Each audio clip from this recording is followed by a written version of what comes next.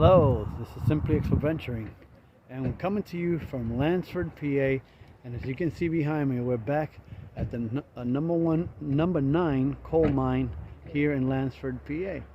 And we're back again for an extension tour, the special expansion tour, like we went on before about a year and a half ago almost. So come and join me and see what it has to offer. Is it a Vivitar or? It's called a Kazo.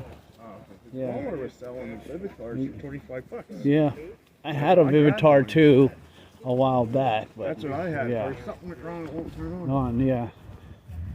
So I'll get the same thing and use that one. For some reason, with the Vivitar that I had, the battery would die really quickly, even if I fully charged it. Huh. That was interesting. Well, they're cheap. Yeah. I want to get a picture of this. Yeah, I paid like $25 for that one too.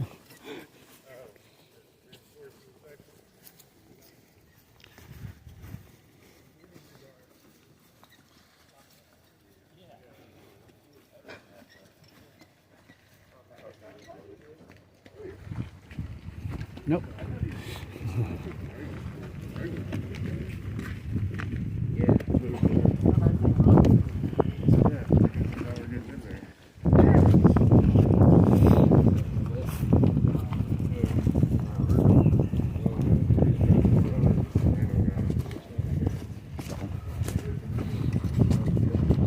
Walk outside of the edge. Here's one of the original coal cars. They would be coal wagons, bring the coal in and out of the mine.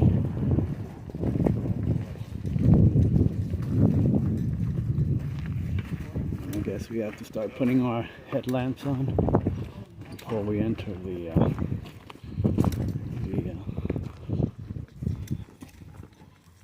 I can get it to work.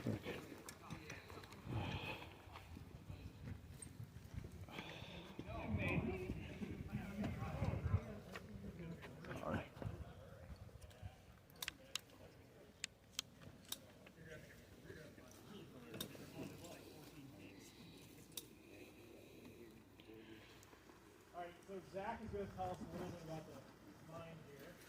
So, and Zach runs this operation here. So, take it away, Zach. All right. Well, I'll give you all of you get the quick dime spiel here. We've been a nonprofit since 1990. We went through a reorganization at the end of 2018. First tours in here were in May of 2002. First off. But we've done a lot since our reorganization in 2018, including rebuilding renovating the museum, new roof, redid the portal, did a lot of work inside. We have small staff. We are a 501c3 nonprofit on top of that. But brief history to mine. Mine opened in 1855. It began driving this tunnel in. The original goal was to help alleviate some of the water in the mines in Summit Hill, which is up on the top. Of course, at that time, steam technology was still in its infancy. For pumping, as they went in, they encountered the veins, started mining down in the valley, and that began that.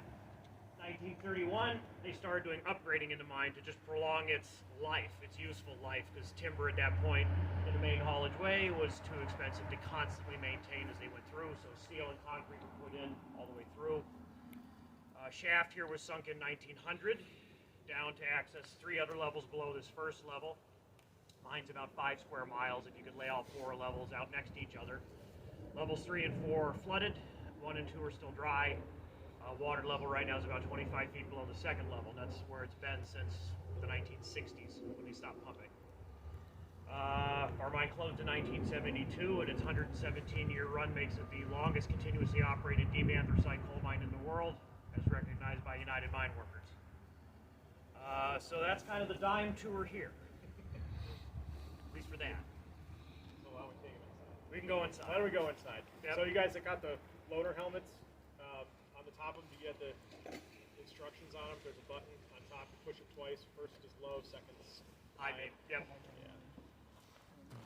Yep. The only thing is just don't push it in rapid succession. Sometimes the electronics don't like that. Lovely electronics. It'd probably be easier to see when you get inside. Yeah. Yeah, you will know. Let's see. Hey Jerry, do you want to wrap up the back just to make sure nobody goes wandering off anywhere?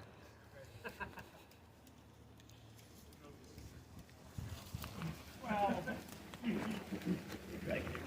Thank you.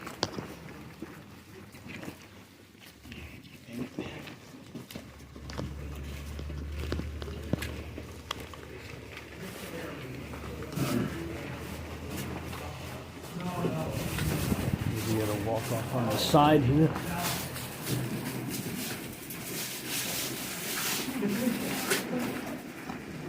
Just to give you an idea how dark it is. And they do turn on some lights. The cave here at some point. what we're walking through is a mechanical ventilation door. So this would have been back when the power was operating. There would have been a little rail here along the tracks. The mount board is still there. When the cars would go over it, it would open the door. So the door, it wouldn't have had the door up there on the portal. It would have been right here. And it would have been opened by the buggies instead of back in the day they used it to put children in the mines. When you first start out working, they have 10-year-old boys in here, 10 in the mine doors. When they heard a train coming, they'd have to come up and open the door. You can imagine the attention span on some 10-year-olds. And that resulted in a lot of injury and death because they fall asleep and then wouldn't hear the train coming and then the train would smash the door. Hard times back then. This is a nice mechanical one. So. Excuse me, let's do it fast.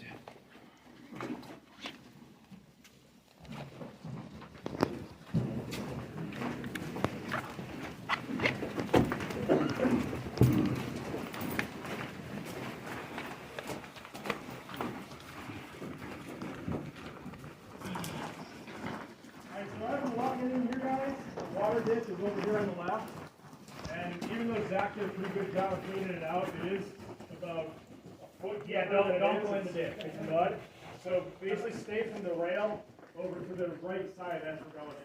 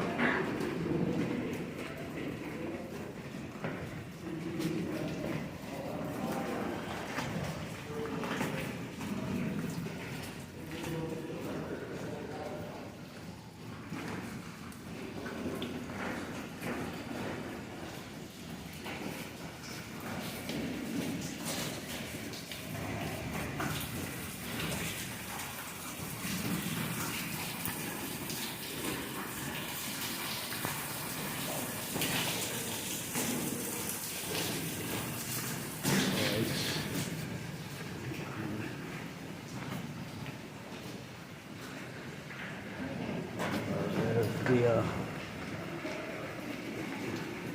water will run off.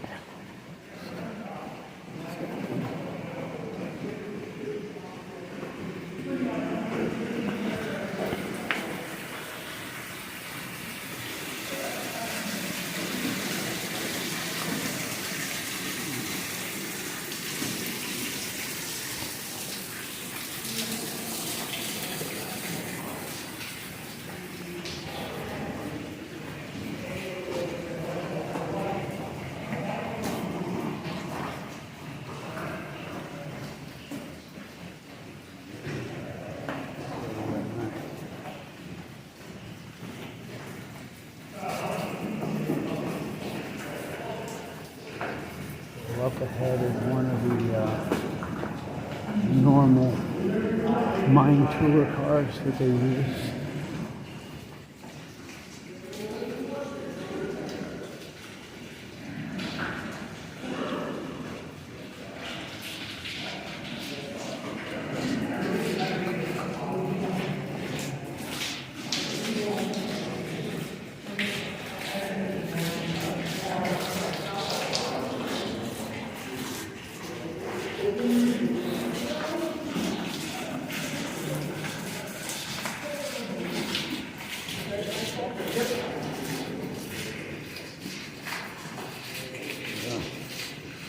And now I understand why they asked us to wear muck boots if we have them.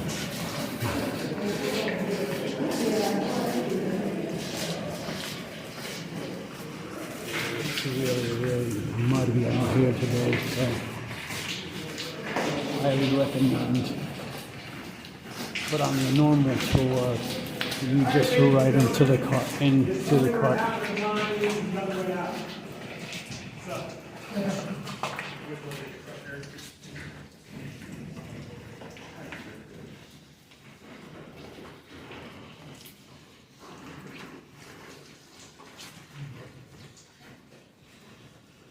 Alright guys, as you're walking through, this is the escape way of the mine. This is the other way outside.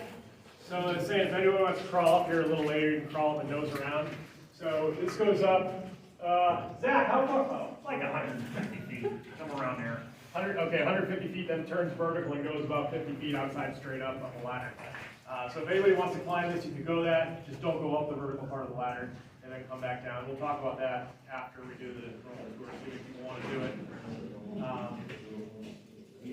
So yeah, that's the escape way. This was driven how long ago, Zach? 5 years ago? No, 2013. 2013, okay.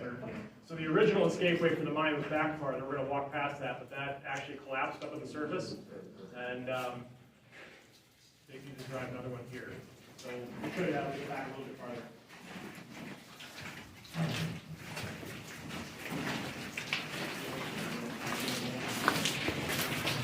So right there is the escape way he was talking about.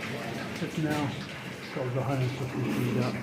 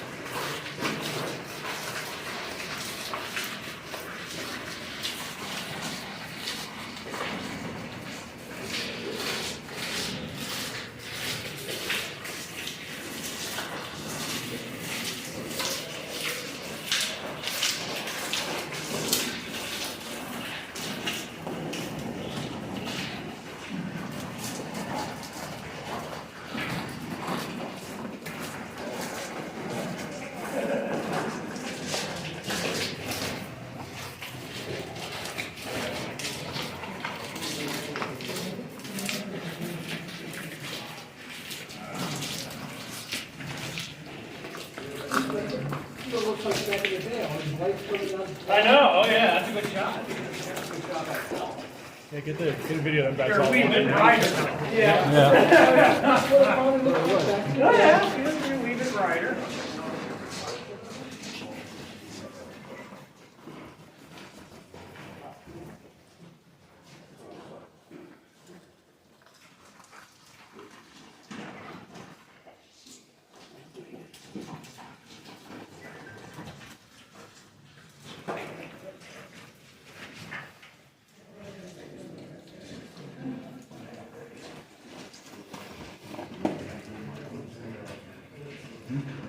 Oh, yeah.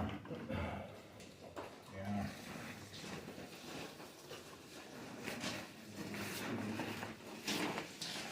I remember you. We did the last tour together. Yeah. Yeah. I can't miss these. Yeah, it's fun. Yeah. All right, I think we got everybody around here. All right, I'm going to give you all a little spiel about our mine hospital here. I haven't given the tour down here since November of last year, so forgive me if it gets a little out of order. But, all right, so if you were working in the mines in the 19th century and you got injured along the way, 2 or 3 hours into a shift, banged up pretty good, so you fell, broke a leg, broke an arm. I mean, you're more than just cutting a finger here or there. All right, so what's going to happen is your laborer working with you, basically your apprentice in the mines, he is going to help you get down to the foot of your chamber, your chute. He's going to tear a piece of his shirt off, anything that he has handy to bandage up a little bit. Give you some water from canteen, that would be handy with you. And sitting down near the foot of the chute, that is where you're going to stay for the remainder of that shift, whether it's the next 8 hours, 7 hours, so you're going to be there for the duration. Coal companies during that time period, they were not going to send a car and just take you outside because you're injured. Production of that coal, that was far more important. You as a miner were easily replaceable in the eyes of the coal company. They could just hire somebody else if you were killed, crippled, and couldn't come back to work.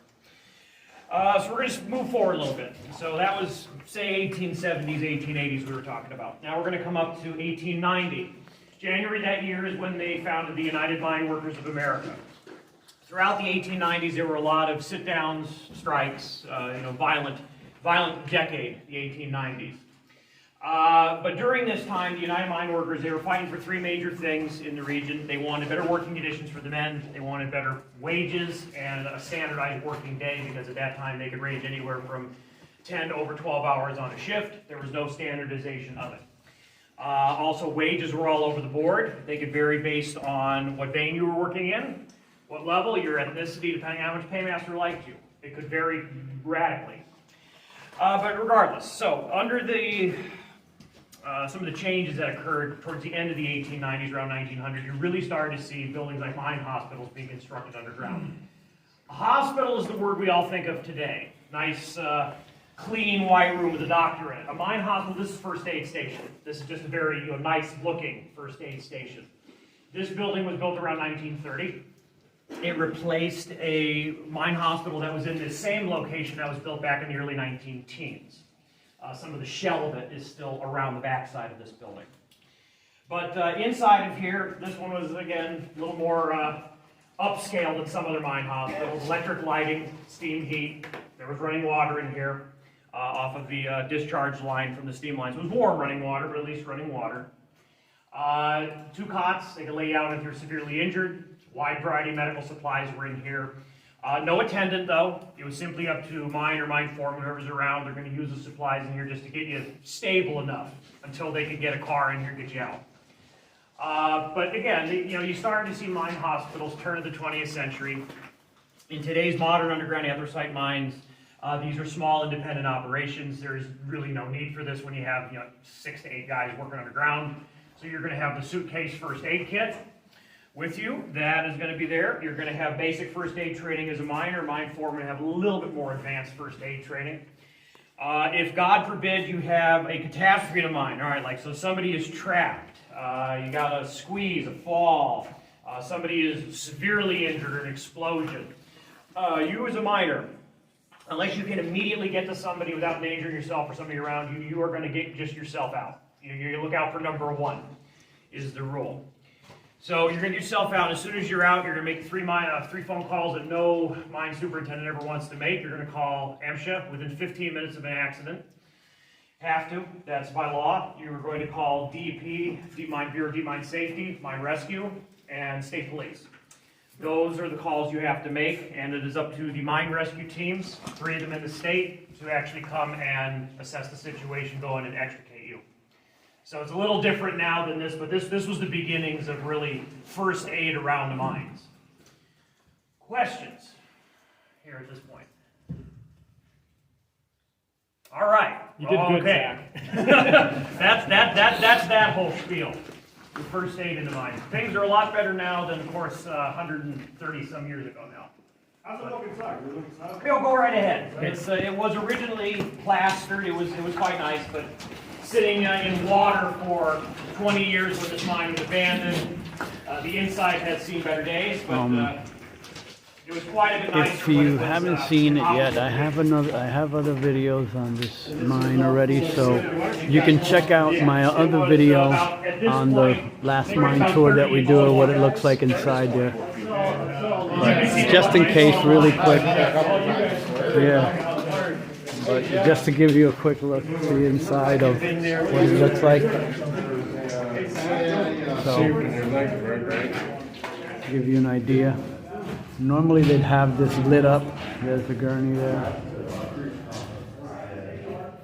For a normal mine tour, they usually have this lit up so you get better lighting in here to see it. So, but just to give you an idea, there's the gurney right there. Hello, YouTube. Hello, YouTube. I changed my name, Chris. I don't know if you know it. It's Simply Exploventuring now. Simply adventuring. Exploventuring. Exploventuring. I kind of shortened each of the words, you know, a little bit. Yeah.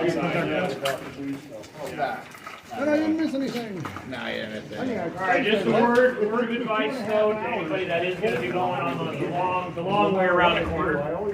If you don't have muck boots, it may not be for you because trust me, the muck is about a foot deep going around the corner, and we get over on the other side. There are some holes where there's be water up above your boot.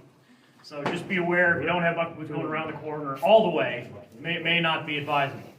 So if you're not going around the corner, then you can cut across at the mule way. First one, you can just kind of go back that way, to direct them that way. Where's that? Oh, up there, you mean? Yeah, the mule way to I go was around. just take them up and bring them right back this way. Oh, okay, because we can go all the way around if we want. Yeah, if everybody doesn't have buck boots, you don't have to do that. Yeah. Just take them up and show them the cars and show them what stuff looks like and bring them We back. have enough All right, we can do that. light because of everybody wearing Yeah, you're gonna lights. take all these guys. These guys are gonna stay back. We're gonna play with the mine tour, and then yeah. and then you guys get to see it second. Yeah, just be aware, I got a car in front of the one cage, and I got the gate defenses down there right now. What could go wrong? Yeah, that's right. All right, so you're going, Lewis, with them Yep, too? yep. All right, very good. All right, you guys have fun. All right, so you guys are all gonna stick around me.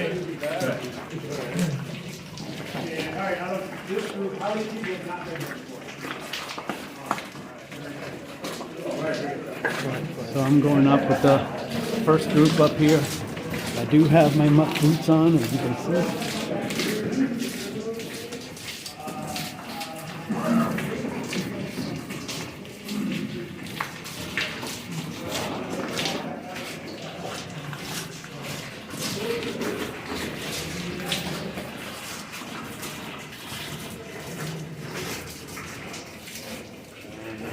Unfortunately, I didn't get myself positioned up in the front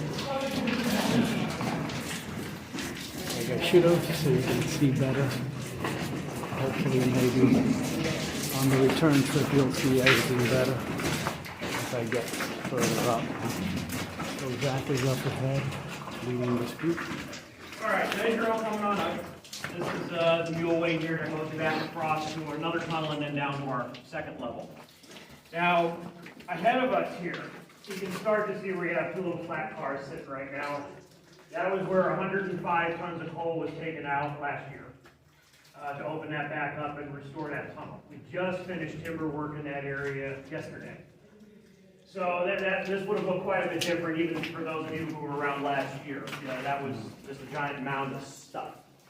We're across from, over on our left, this was where the old escapeway used to be. Now this one went up for about 120 feet. It went up a vertical ladder and then cut back across the pitch for another 120 feet until it got to the There's surface. the mule way right over there. This one failed in 2013. There was a lot of heavy rain that summer. And from ATV riders going around the top where the can is, where the ladder came out, it diverted a lot of the water down around it and it kind of pooled there. So it just made it a whole bunch of muddy mess, and eventually it just the weight won out because it was poor drainage. So that's what kind of precipitated getting the escapeway that we passed sent back outside. So right now this we just used for the tour is just an example of a good chute because there's no real good exposed workings because the veins in this area are very steeply pitched. It's a straight pitch, and it's difficult to show off workings when you have to walk underneath it. And the state takes a little bit of a dim view unless you have proper timbering and everything underneath vertical workings. So we're going to head down this way a little bit.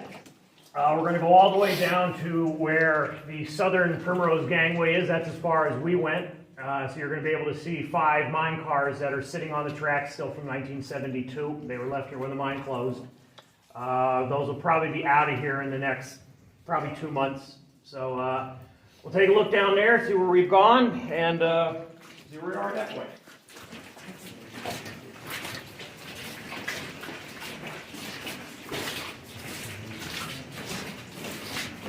When we're going around these cars, you can take either side, left or right. The ditch here is only about 1 inch deep.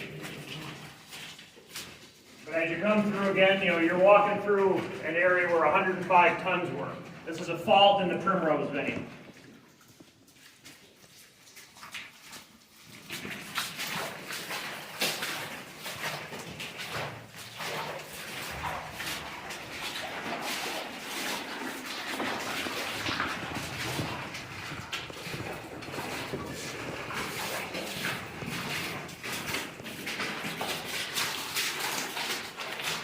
The muck is pretty deep here, as you can see.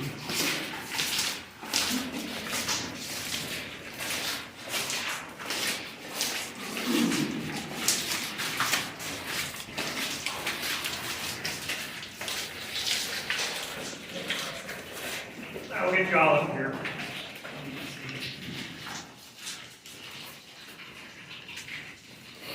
Bring you around over the cars.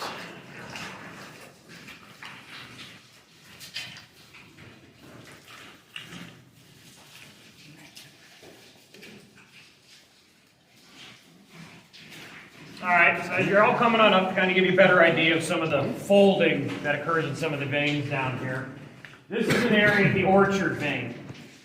Over on the left-hand side, you can see where they tried shooting over into it just as an exploratory gangway, and about 20 feet back, they tried sending a chute up. But if you all notice, it curves on up and pinches out down to about 10 inches, and even just across the width of the tunnel, it goes down to a shaly mess of only about 16 inches.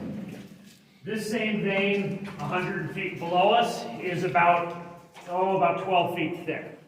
So this is changing dimension a lot in this area, but you can get the idea of the rolling of some of the veins in the region.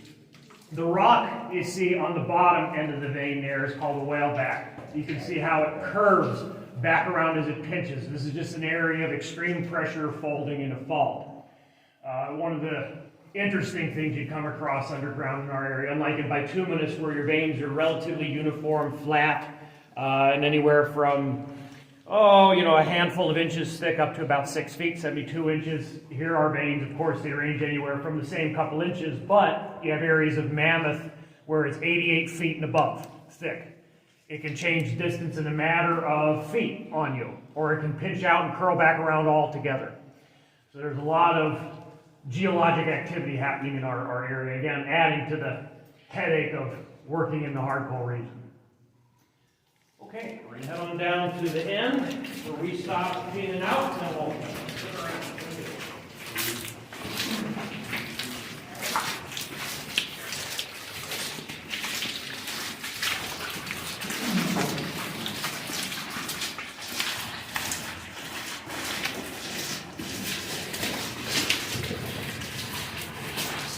Alright, same deal up here, just go through the chips over on the left of the car, and we'll get up on the other side.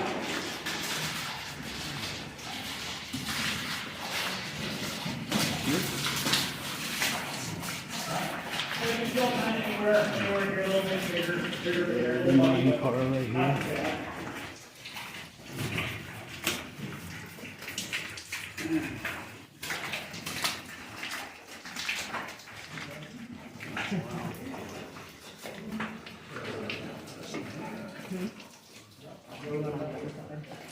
Well, you couldn't where I'd be standing, the mud was up to about here at that point. All right, now you're coming on up. This is as far as so far we have restored the tunnel going back. This is about 2,500, 2,600 feet from the portal. If you turn around and look back out, you can see just how about far we are in. Originally, this tunnel was nearly a mile long, going back into the Summit Hill Basin. Stripping activity in the 1970s lopped half of this tunnel off. So you today can only access about 3,100 feet of tunnel going ahead of us. If y'all look ahead of us, you can see the 5 mine cars that were left here in 1972 when the mine closed. They're sitting on the corner between the 101 tunnel, which is adjacent to us, that goes back to the shaft, and the 100 tunnel, which goes down into the workings towards the Summit Hill Basin. When the mine closed in 1972, they were interested in just simply getting everything out of here, basically that wasn't nailed down for scrap value, try to extract every last little bit of dollar they could out of here. So they took trolley line, equipment that wasn't hard to remove, the motors, pumps, drills, tools, and any cars that were easy to get. The only reason those 5 cars are still there is the lead car, one axle derailed, and they figured just screw it, scrap prices in 1972 are not worth trying to get it back on and get it out of here. So that's where they have sat for the last 51 years. But where we're standing now, this is the southernmost Primrose Gangway. This is the last vein of coal you will get to until you get near to the Mammoth Vein, which in this mine is 55 feet. Now, that area was stripped out in the 1970s. That's where they lopped the back off. That's what Bethlehem Mines, the successor company to Fazio Brothers, was interested in when they were stripping. So you could actually walk this tunnel right out basically to the back of the tailings of the strippings. Where they are mining again, they started Springdale stripping up again, and they're going to be within about 1,500 feet of this tunnel again, probably within 8 years at their current rate of development. So not affecting us, but they want a block of coal that was left there in the 1970s. So they're working in that area right now, about 3,000 feet off the end of the tunnel. But this gangway here was the farthest workings that they were back on this first level, at least until you got to Mammoth workings. It ran out, there was originally a Y here, did not extend beyond this. There was a rock face on the bottom and went out to the east and west. If you went out to the east, going out through here, you had workings going out underneath the back side of the borough of Lansford. Also in here, there were connecting chutes up to 3 tunnel, which is a mine 200 feet above us at this point.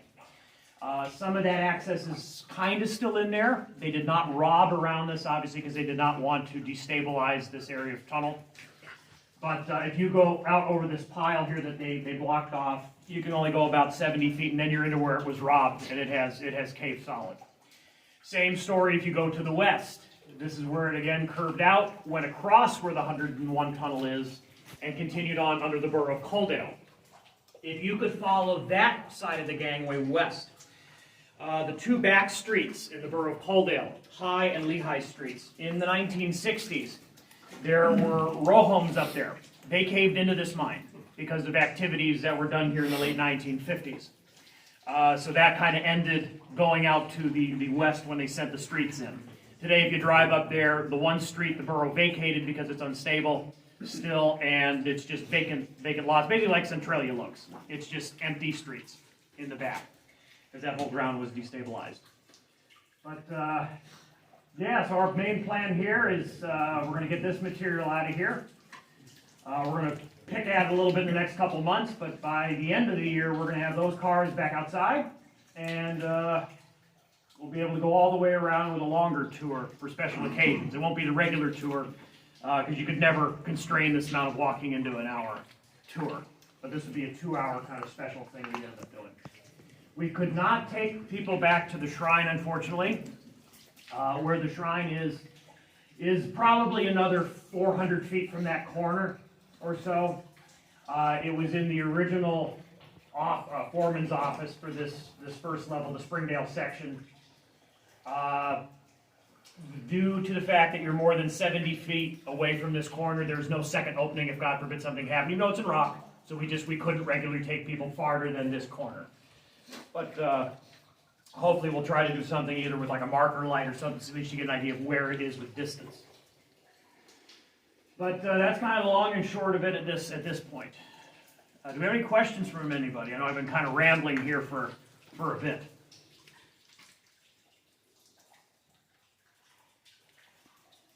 Anybody? It's a lot we try to cram in here. So Zach, on the future tour, Yes.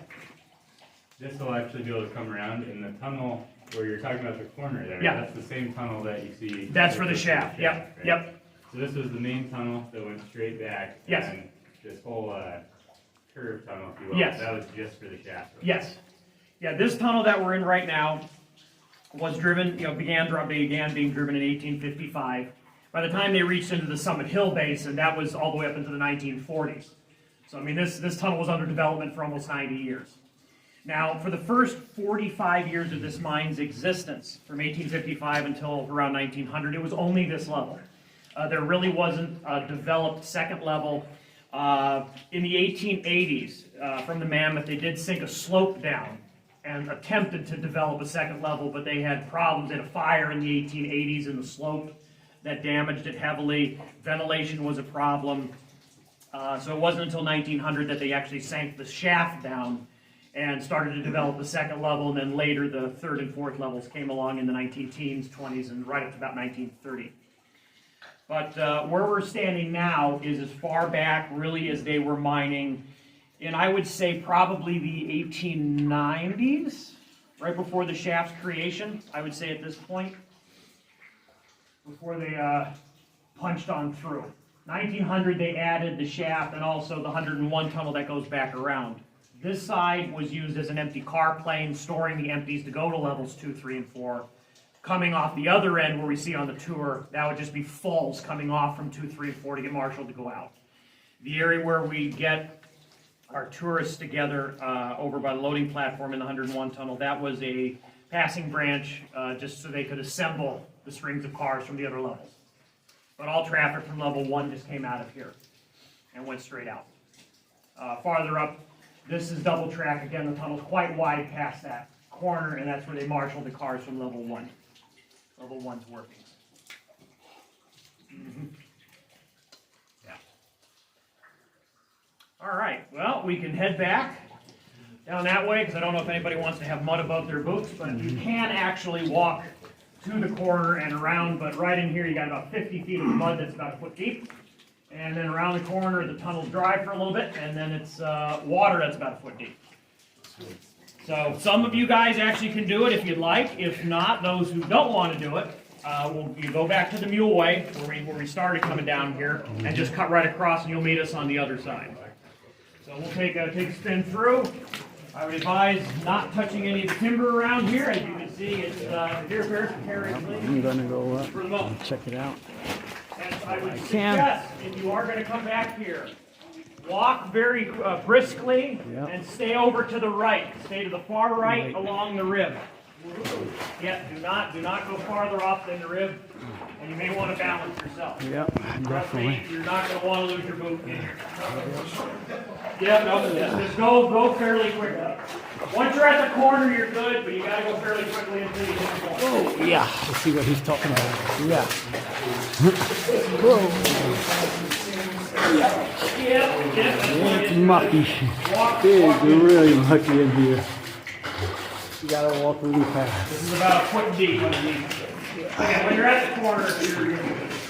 Yeah, you're good. It really ain't. This is where he was talking about the abandoned Too bad in here. area. Yep, again, just hang to your right. You'll start heading around the corner to the right, and you'll walk out of the mud.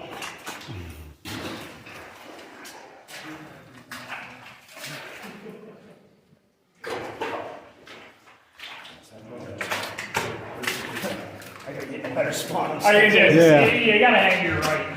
Yeah.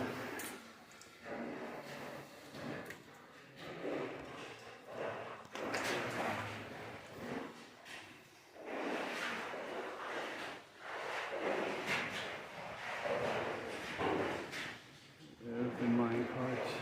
This is the 101 again? This is the 101. Yep, there again, just keep hanging to your right.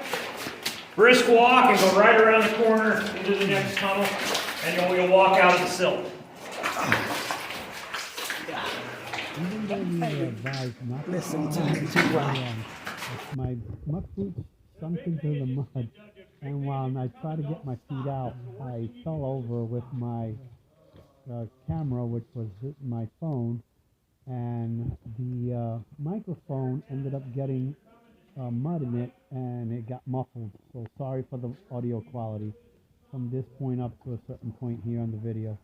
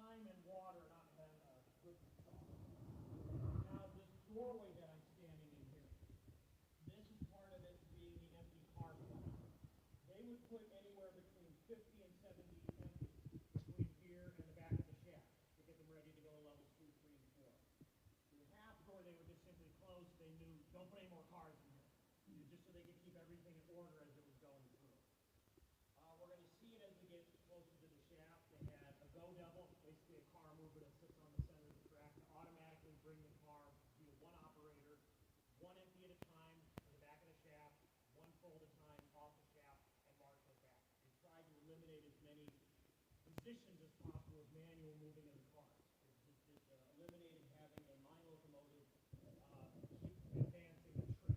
As they moved it up, they could do it automatically. All right, so we're going to move on up. We're going to walk into some water.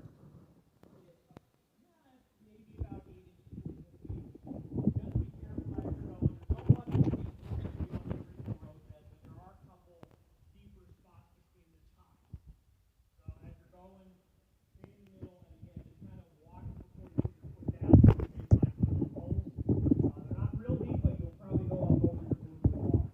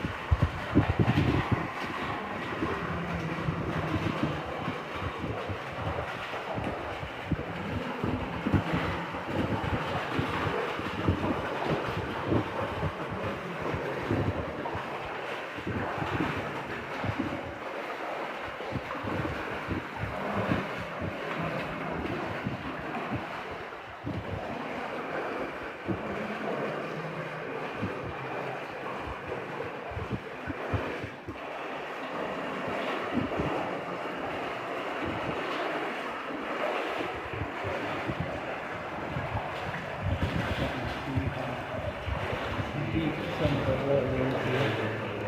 About halfway up this it's been about a foot deep at this part of the mine. He's talking, but I can't hear him. Getting shallower again.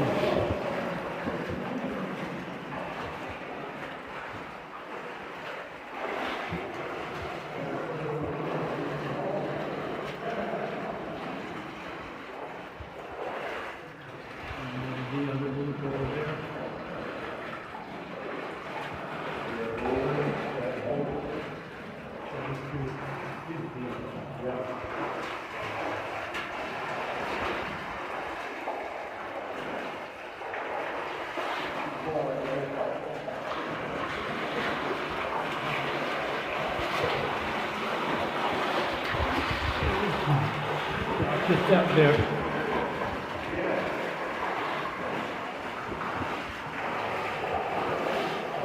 All the sloppy.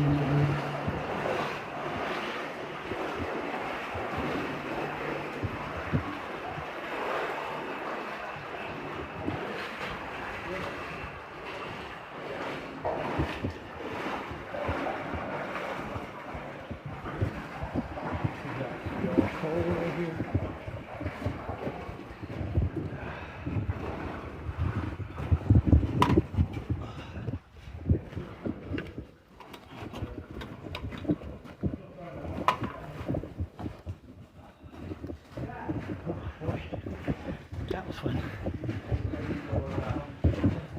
Oh, wow. Jack, go! Wheelway. We're taking our group through the wheelway right here, all right? Yeah, okay. Oh, man. Have fun. So there's the, they're going down the wheelway right now. Where the mules used to come into the mine. And there it is right up there.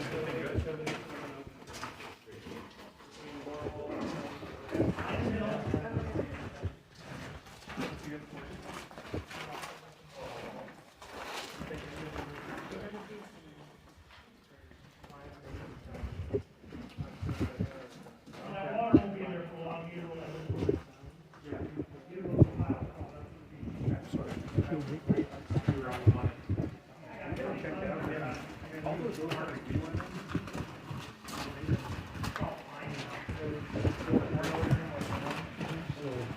wait till these two come out and then we can go in. We can look down.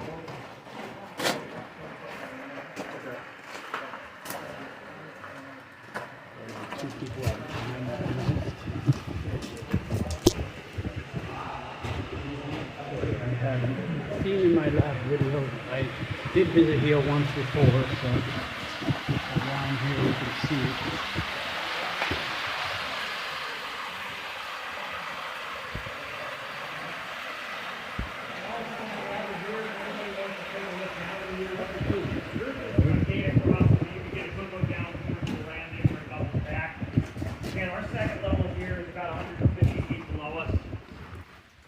Out about 150 feet. It's a fairly steep angle.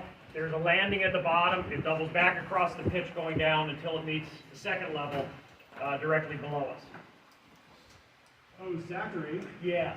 shall I take over this group and you want to take those guys back? Sure. Or do the same thing? Sure. Cool.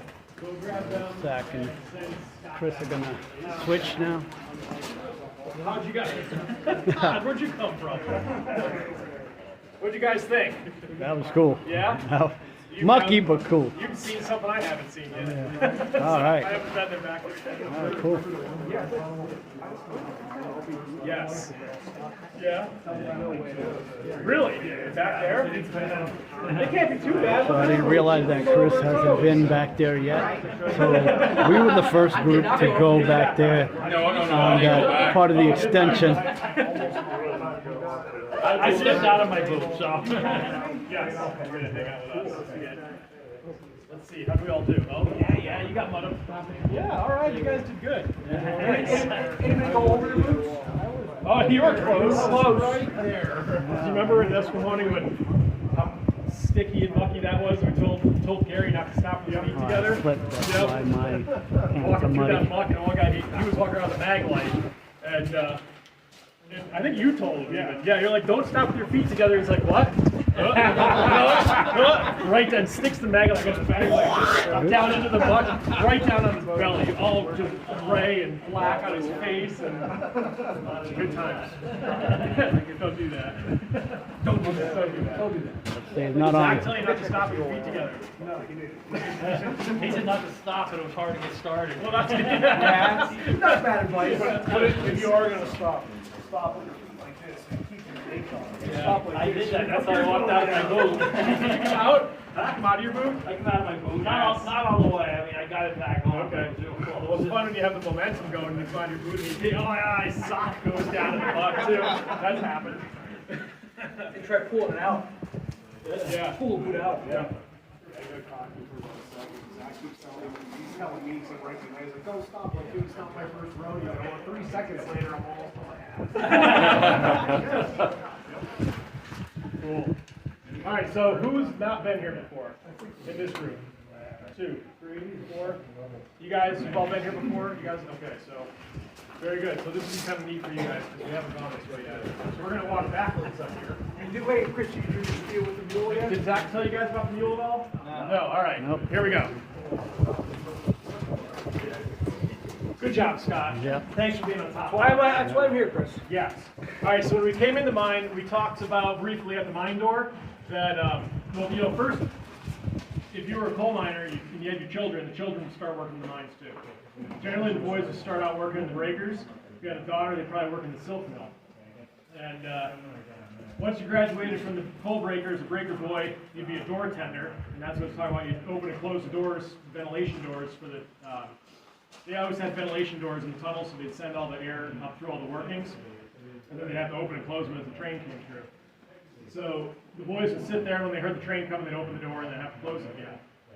Then you graduate into a mule driver.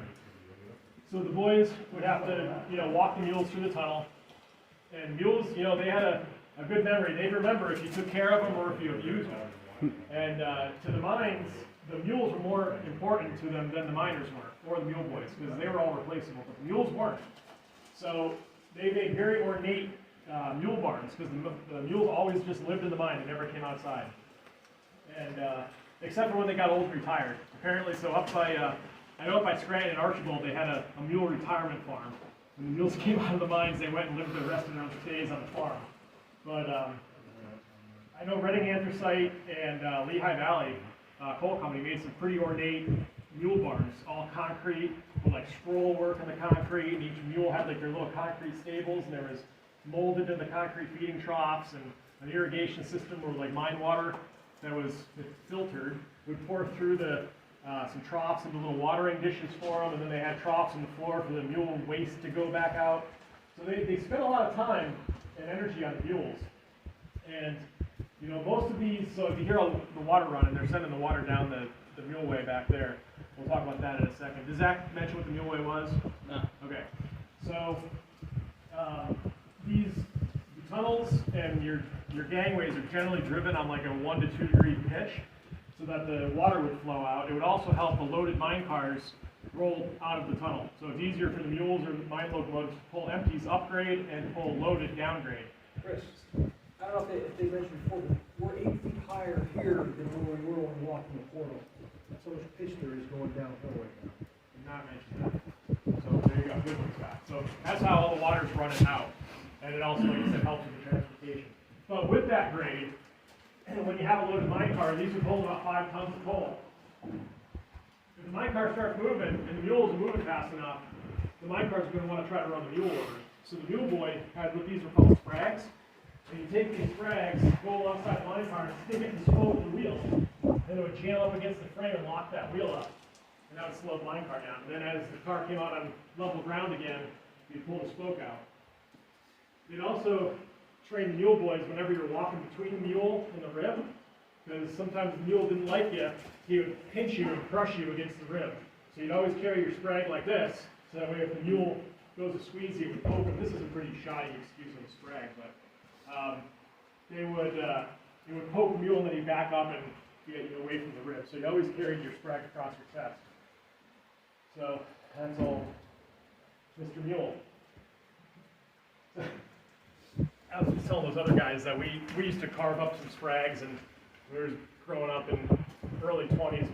We put 800 feet of track down at my dad's house, and we stored some mine cars. And well, we always have fun having mine car spragging games. Some people did things real weird. We'd get together for Labor Day parties, and we'd get the mine car pushing as fast as they could and run alongside it and try to stop the mine car with sprags. And we all survived our 20s with our arms and fingers and legs and everything intact. So A lot of boys didn't, though. a lot of boys and mines didn't. So that is the sprag, mule boy, and mule driver. Any questions about that? I guess we did pretty good covering that then.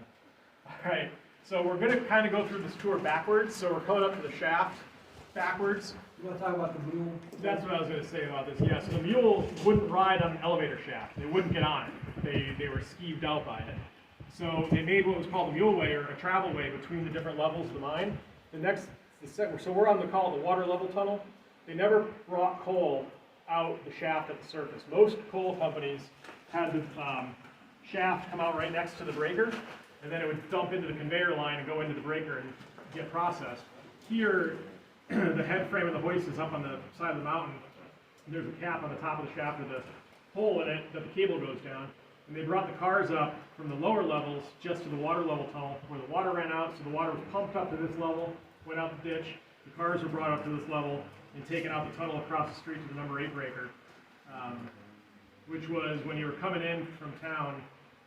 It was just before you turned onto Water Street on the left side. The breaker was right over there, which is a pretty big breaker for the area down here. And what's that? The 9 had its own break. Initially, yeah. So anyway, so the travel way, so the mules wouldn't get on the elevator cages, so they made these travel ways between the different levels. So if you guys all, whoever did or didn't yet, you could walk up and take a look down it, but it goes down on a pitch across the coal, so this is a coal vein right